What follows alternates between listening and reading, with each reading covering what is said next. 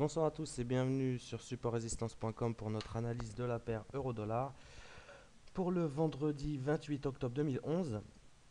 Donc aujourd'hui, je crois qu'on a battu le record du pips intraday sur l'euro-dollar puisqu'on a fait 383 pips aujourd'hui. On a donc hier, on avait dit attention, on est revenu sur les 1,39, on peut rebaisser jusqu'à 1,3850, ce sera très certainement, enfin ça pourrait être une zone prise d'assaut par les haussiers pour poursuivre donc la hausse au-dessus de 1,39 avec 1,39, nous on avait dit 1,3940, 1,3990. Si on casse les 1,40, on va sur 1,41. Cependant, aller jusqu'à presque 1,43, 1,4250, ça, c'était loin d'être prévu. 1,42, ouais, 1,4250 pratiquement. Donc là, très clairement, on est revenu à l'intérieur de notre trading range 1,40 à 45. On a validé une espèce d'épaule tête-épaule.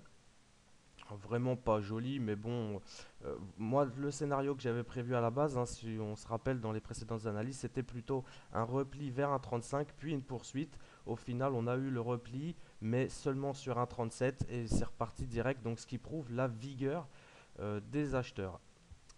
Maintenant, là où moi je trouve qu'il y a un problème, c'est que l'euro, finalement, il est assez faible si on le regarde par rapport aux autres devises. Donc aujourd'hui, on a toutes les devises face au dollar qui ont énormément monté, l'euro-dollar en tête.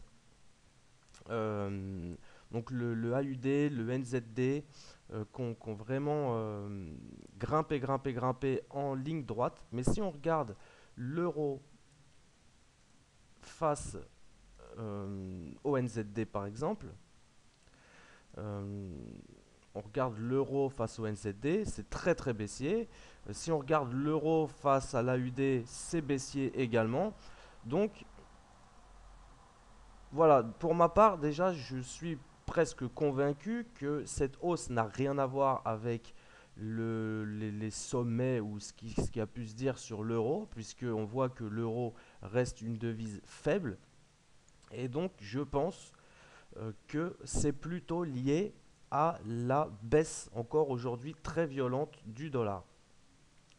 Cependant, on va faire attention à un niveau qui pourrait être important sur l'USD CHF. Donc moi, pour moi, euh, si si on regarde l'USD CHF tous les jours, si on regarde les corrélations euro avec les autres paires plus l'USD CHF, etc., on voit qu'en fait l'euro ne monte que parce que le dollar baisse pratiquement. Je ne suis pas convaincu d'un réel appétit pour l'euro. On a bien vu que comparé aux autres paires, il reste une devise faible. Je ne l'ai pas regardé face au GBP. euh, mais bon. Donc voilà, là on a le graphique dollar-franc suisse en 4 heures. Et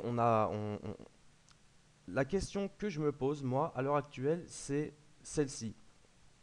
Donc ici, on a compté un petit peu les vagues, l'évolution de cette paire, l'USD-CHF en 4 heures, depuis les premières interventions des banques suisses là, qui ont créé des énormes impulsions.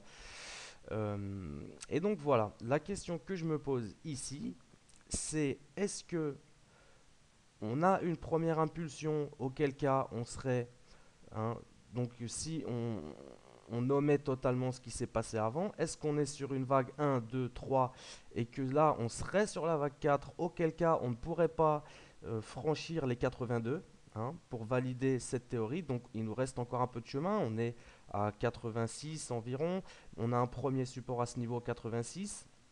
Donc là on a deux accroches, 86 ou 82. On pourrait repartir sur ces niveaux pour poursuivre la dynamique haussière engagée, hein. Bon, jusqu'à présent, les interventions des banques centrales, que ce soit sur le yen ou que ce soit la Banque du Japon ou la Banque suisse, à chaque fois, ça a échoué pour le moment. Ils se sont toujours fait rattraper par la réalité du marché. Donc la question que je me pose moi, c'est est-ce que on est dans une vague de correction, hein? Est-ce qu'on est sur plutôt... alors qu'est-ce qui se passe là? Voilà. Est-ce qu'on est sur une vague A, B, C, auquel cas nous sommes en train de reprendre la dynamique baissière à plus long terme? Ou est-ce qu'on engage une nouvelle dynamique haussière et dans ce cas-là, on ne pourrait pas repasser sous les 82. On a vraiment un seuil à 82. Ici, on a validé un magnifique épaule-tête-épaule hein, sur l'USDCHF. Alors, on sort un petit peu du cadre de l'euro-dollar, hein, mais euh, vu la volatilité et les mouvements vraiment impressionnants, je pense qu'on a, enfin, faut sortir un petit peu la tête du guidon pour essayer de trouver d'autres éléments techniques qui pourraient coïncider avec tel ou tel scénario. Donc là, on a validé notre épaule tête-épaule. Hein, on avait donc voilà, l'épaule tête-épaule ici. On l'a validé, on est sorti, grosse dynamique baissière. La question maintenant, est-ce qu'on est dans une vague 4 de correction du mouvement haussier ou est-ce on a finalement ici sur les 93, est-ce qu'on a fini la correction à plus long terme sur l'hebdomadaire? Donc est-ce que là on était plutôt, il n'y a pas tout le, voilà, est-ce que là on était sur une vague C ou une vague 3? C'est la question que je me pose.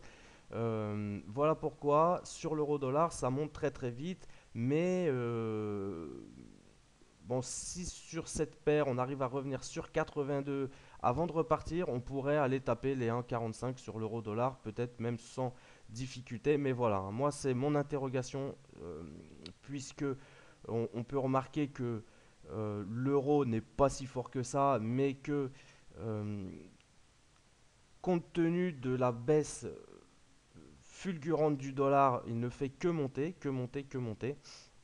Il va falloir essayer de trouver un point clé sur le dollar franc suisse pour essayer de détecter un retournement de tendance ou en tout cas des opportunités sympathiques à trader puisque là on est monté tellement haut qu'on a vraiment énormément de place à la baisse sur l'euro dollar si on devait engager une dynamique baissière ne serait-ce que de court terme.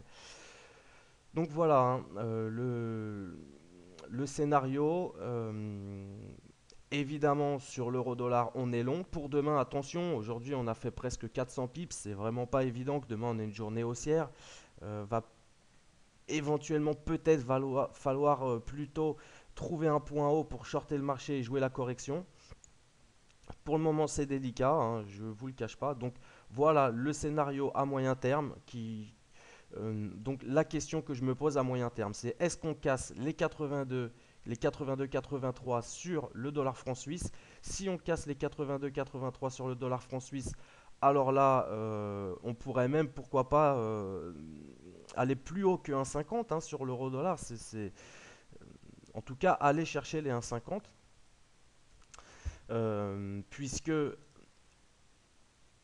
à ce moment-là, on pourrait même retracer 100% de cette première impulsion sans remettre même en danger, au pire, un scénario haussier à vraiment très long terme. Donc, mais en tout cas, on aurait de la place pour poursuivre la hausse sur l'euro-dollar hein, si on regarde au niveau des corrélations.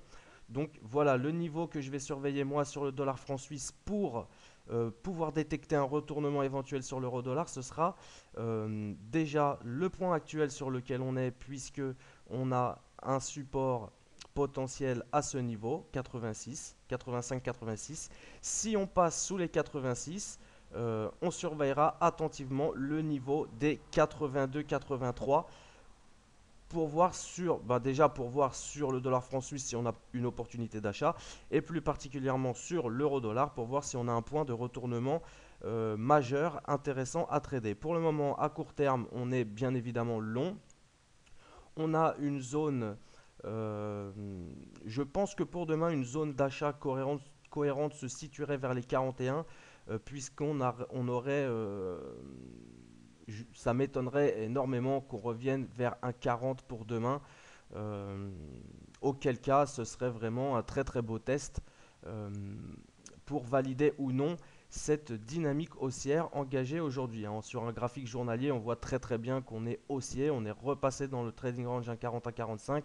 Aujourd'hui, on a fait un 42,50, donc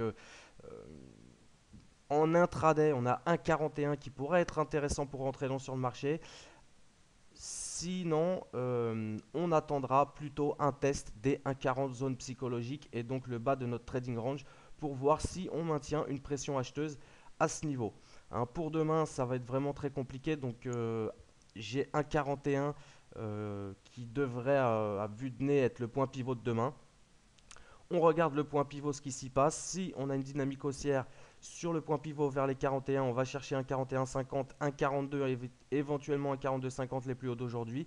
Si on voit que ça ne tient pas, dans ce cas-là, je préférerais attendre plutôt un test des 1,40 pour voir si on maintient une pression acheteuse sur le test des 1,40, auquel cas on pourra rentrer long pour poursuivre la dynamique haussière. Si on repasse sous 1,40, là pour le moment, on n'a vraiment pas de scénario short, à part des ventes à très court terme pour jouer le retracement, éventuellement vers 1,41 puis 1,40, mais pour rester dans la tendance, euh, on a 1,41 pour jouer les achats sur repli demain. Si ça ne tient pas, on attendra le test des 1,40 pour poursuivre ou pas la dynamique haussière. Sous 1,40, attention, sous 1,40, on a de très fortes probabilités, bien sûr, de repasser baissier sur l'euro-dollar. Sur ce, je vous souhaite une bonne soirée et à lundi, hein, à dimanche sur supportrésistance.com.